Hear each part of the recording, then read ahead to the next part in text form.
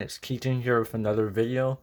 Today we'll be learning a technique that I want because I've seen other people do it, and I want you guys to improve or at least take some advice or techniques from this video and apply it to your own art. And yeah, sit back and relax and enjoy the video. So, you might be wondering, what's the thing that people are doing that's annoying you? Not annoying me, but kind of like, I know you can do that better, right? So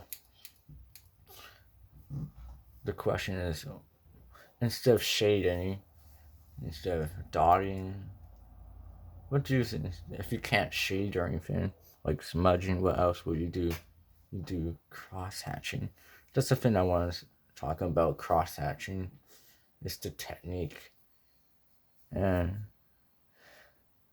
I'll get into it. So without talking, I'll be showing you what things you guys can improve on cross hatching. I did have this problem before, so it kind of depends on your style. I won't say if that's their own technique of cross hatching. I won't be like saying that's wrong. I think some people like it's just a video. Just like keep in mind this is another technique that could improve on cross hatching. Right. So yeah, keep that in mind, and we'll go straight into the video. So I'll draw a couple of different shapes, and then I will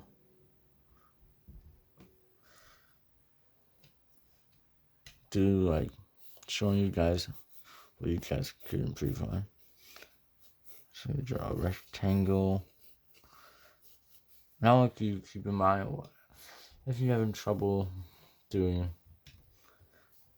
looking, shading instead of shading, because I know shading can be boring with smudging, dotting. Cross hatching is a different one I like. I've been using it for the last year. I think it's one that I really like. So, yeah. So I want you to visualize if you see any 3D animation, like think of warping, thinking about lines warping around the object and how darker light where the light is hitting or anything. Obviously, you gotta know where the light is hitting. Since this is like a ball, we're gonna have like curve. Duh. No. This is a bit harder, but curve it. No. Shading there. And then you want to follow along. Some people I just see just cutting across like this. No, you don't want that. So we're just gonna follow the motion of the ball, kind of, and keep, doing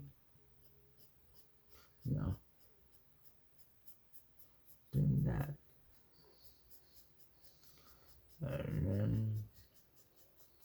And add another line just to darken it. So annoying me. And like so you get the idea. I'm not great at cross hatching the ball here, but you get what I mean. And then you can always cross hatch it like this.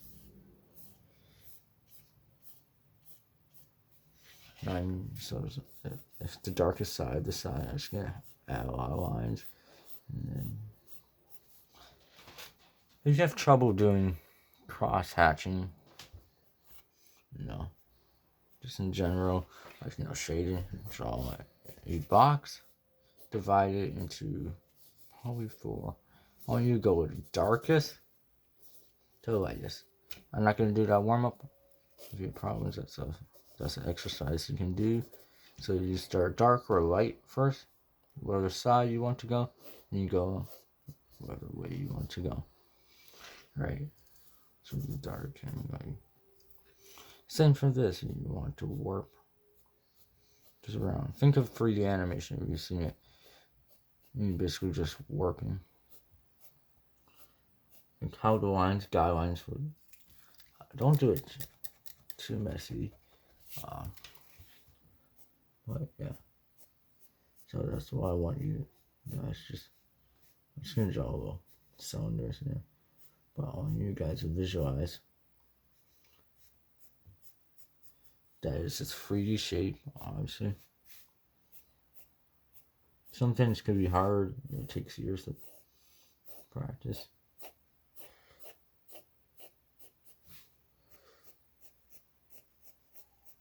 Yeah.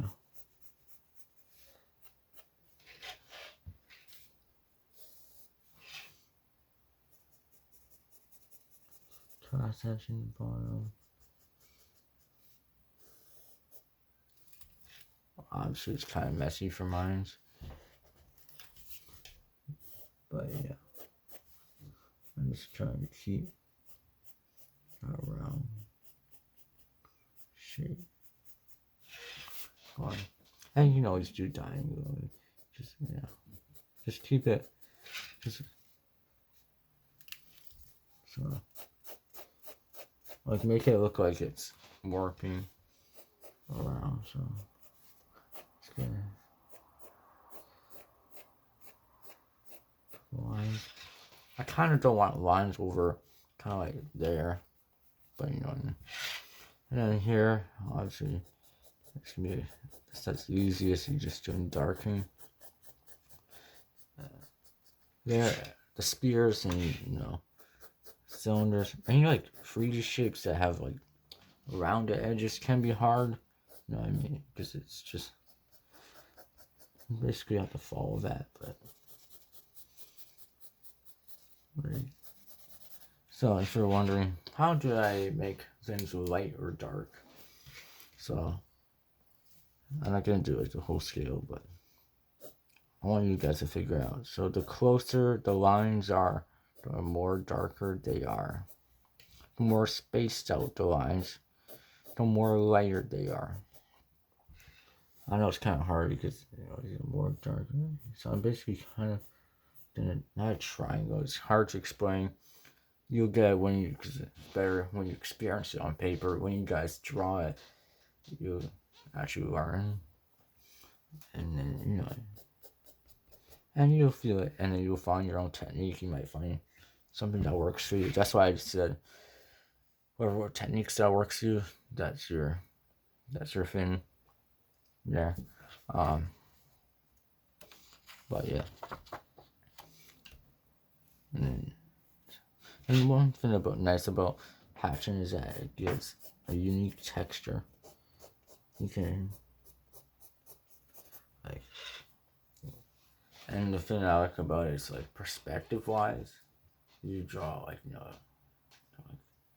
instead because I find smudging very boring. Dotting is probably fun too. Just dotting. Same thing for dotting. The closer they are, the more darker, the more spaced out they are. And then for between, it's like, okay, close, and then you can space them out into lighter, right? But yeah, there's a couple of exercises you can do online. You can print out exercises. You just search hatching practice worksheet. Right, so I'm gonna do a sketch of a skeleton. So I'm gonna take this. This is actually a gemstone skeleton. It's pretty nice. Yeah. But look at this. A little bit sidetracked. Jigglypuff. Guitar pick. I actually made this last time. I'm gonna make a video. I know I have said that in the past, but I promise. Because I've been testing out. Because I didn't want just soda cans. Like make you go like guitar pick soda cans. I want to do something with art. You can draw. So I just thinking, okay, well, how do I make? Cause I was thinking, oh, you can paint on the chrome. I know that everyone don't have chrome workers, so how what I do, with paper. So I just pens and that. I'll make a short video tomorrow. You may be wondering why it took so long, because I was just busy on stuff. But yeah, this will be tomorrow. Really happy how these. I didn't know how these were gonna turn out. These paper guitar picks. But that'll be my first craft video. I'll start with the simple shapes and stuff. I kind of will freehand a bit, so kind of gonna hold this. It's very heavy, but mark.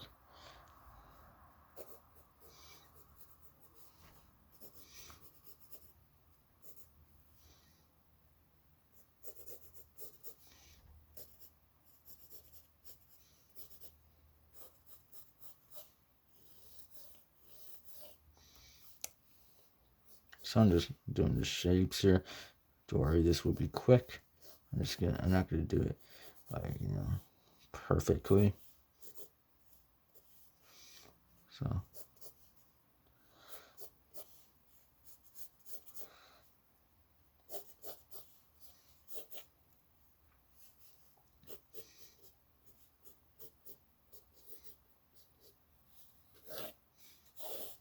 I'm just gonna draw. No jaws on here, but.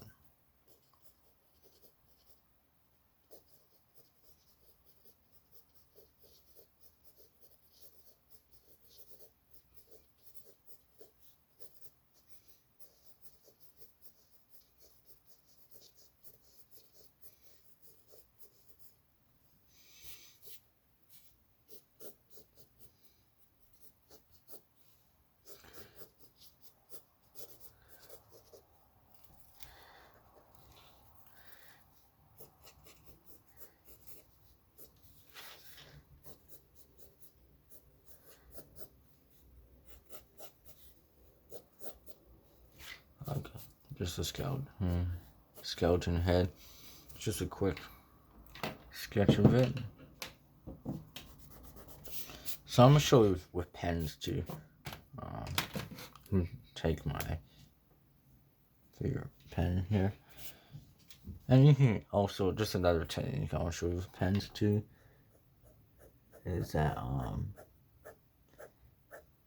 like using, like, when people saying when you use pens in art, you want to have different variations in line thickness. I want you guys to think about that right now while I just fill these dark areas on here.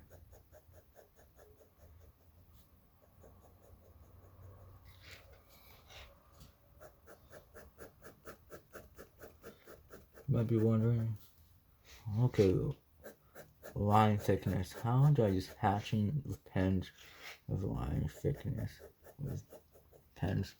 So I'll show you. So this side is gonna be really dark.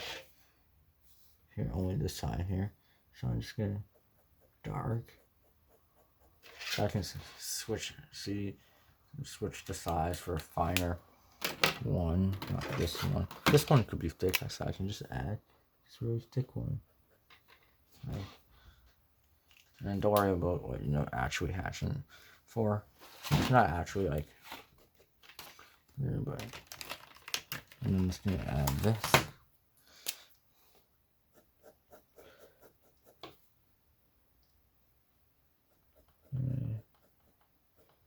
Finer pen, and then just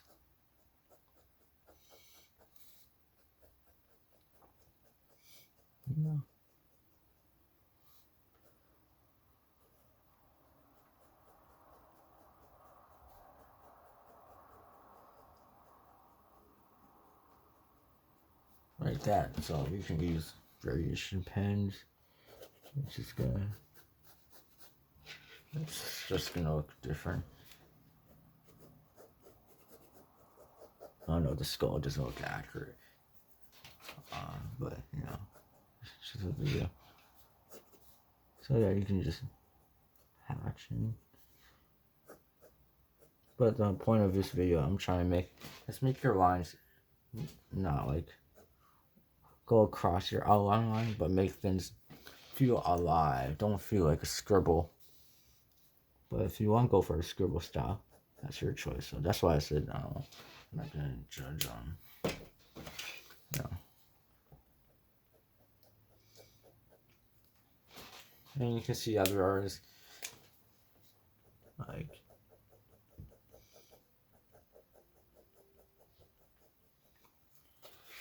having different techniques on the lines too. So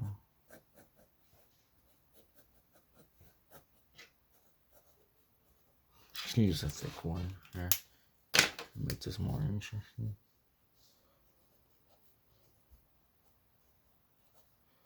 There you go.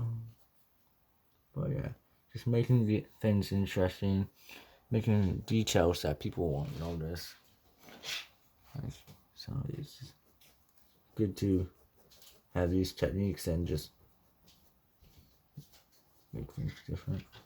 And one thing I like to do, if you're ever going to do cross action, I like to make things a little bit more messier. I know, like I said, like generally on the outline, just just on the outline, just making it a little bit like kind of messy. And sometimes you can get this spooky, like Tim Burton style when you're doing cross action. That's what it reminds me. First of all, cross action kind of reminds me you're doing a Tim Burton style. So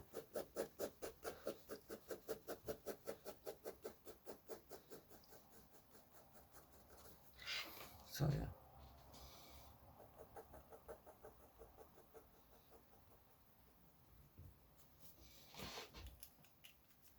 There you go. Tim Burton style. And what I like to do is grab a chisel pen and just like kind of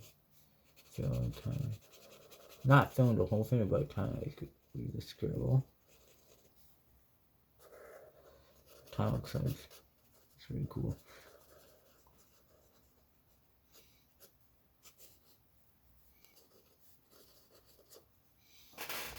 Scribble. And then, so yeah, that's all for today. Tomorrow will be a little bit more crafty. But yeah, that's one thing I want to show you guys on hatching, using it as details or shadows, whatever you want. Right, it looks like it's rough. Right. But yeah, just experiment with that. Like having shapes help improve like warping, kind of. I think that's what we call it, just warping. Having, and then using pens, different size pens, to create that darkness to light, and then practicing on your pencil, darkness to light. So the more lines, the more dark, the less lines, the more lighter it gets. But yeah, hope you enjoyed this video, and I'll see you on the next one. Have a good day, and I hope this video helps you.